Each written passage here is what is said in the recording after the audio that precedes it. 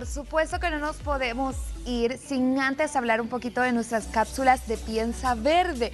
Para todos los que tienen jardín o por lo menos decían el propósito de ese año antes de que se acabe es poder tener mi jardín lindo. Pues bien, ahora traemos un tema muy especial, el cuidado de las plantas, cómo debe de ser. Vamos a ver la siguiente cápsula.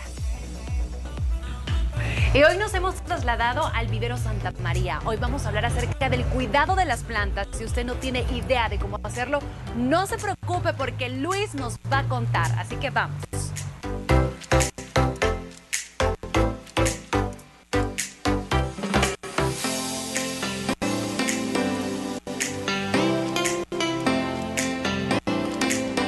Bueno, ya nos encontramos con Luis, él es paisajista y nos va a comentar un poquito cómo podemos hacer para tener ese cuidado de nuestras plantas en el interior. Luis, gracias por recibirnos. ¿Qué tal? Mucho gusto, siempre aquí, mira, a la orden.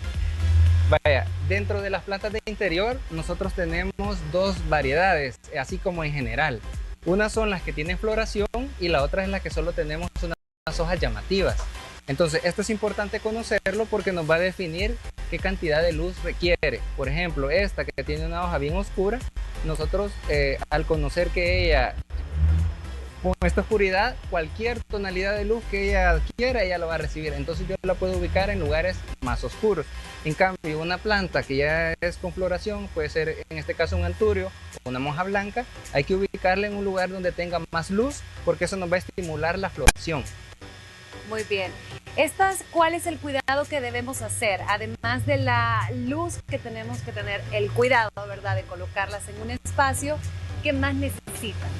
Con esta es la problemática que la gente empieza a tener un poco, es el cuidado del riego. Y eso es un poco acá para que veamos una práctica. Cuando nosotros empezamos a tener una planta en interior, a veces se nos empiezan a quemar los bordes de las hojas. Entonces eso nos indica que la cantidad de humedad que hay en el ambiente es bien baja. Entonces, hay tres formas de cómo puedo lograrlo. Una es consiguiendo un humidificador, pero esto nos va a hacer un costo agregado. La otra es estar con un spray atomizando las hojas y se va a ver más o menos como se ve el anturio ahorita.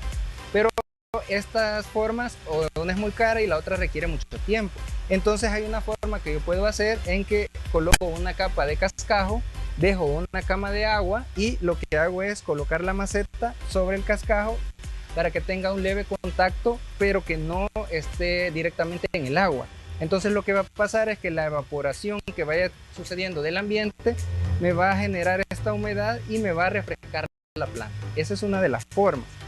Otra es cuando yo tengo miedo en la cantidad de agua que le voy a aplicar, es simplemente yo puedo dejar esta planta en su maceta.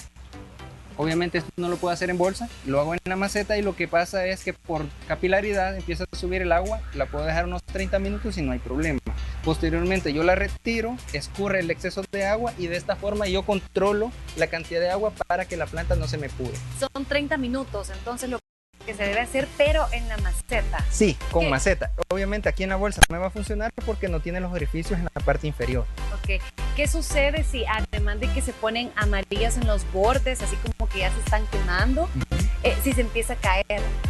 Bueno, normalmente la planta cuando ya pasó su periodo, la hoja empieza a decaer. Esto es un proceso normal. Pero si vemos de un día para otro que la hoja está muy amarilla, o que vemos que la hoja empieza a quemarse, o puede ser o exceso de humedad, o que yo no la he regado, o que yo como la he fertilizado. También eso hay que tener cuidado. Estas plantas no es ideal que nosotros las fertilicemos tan frecuentemente ni tan constantemente. Muy bien. ¿Podemos hablar o aclarar la diferencia que usted mencionó de que unas tenían floración y otras no tenían floración?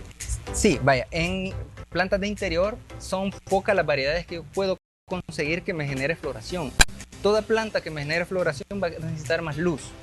Y toda planta que yo tenga en interior, que yo puedo tener solo con hojas llamativas, en este caso una Locassia Black Velvet, que lo llamativo es esta textura y este color de hoja bastante oscuro.